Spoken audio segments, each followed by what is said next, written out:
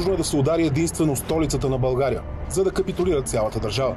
Този град трябва да бъде унищожен, да загине, да бъде сринат до основи и в неговите развалини да се засеят картофи.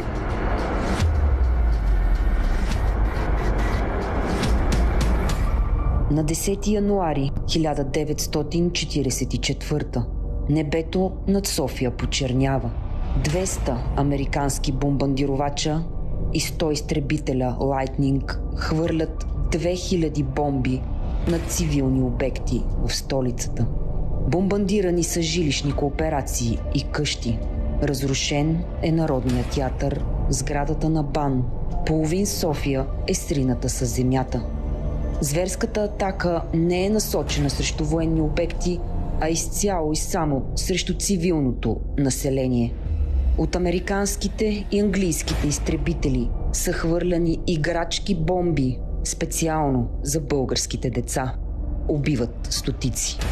Само на този ден, 10 януари, близо 1000 цивилни български граждани, жени, деца и възрастни хора са убити от англо-американските бомбардировачи. Над 700 са тежко ранени.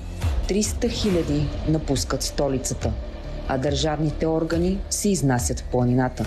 Заседават от днешен Боровец. Само в София за една година американци и англичани изсипват над мирното население 45 000 запалителни и разрушителни бомби. Срутени са близо 13 000 сгради. Убити са хиляди българи.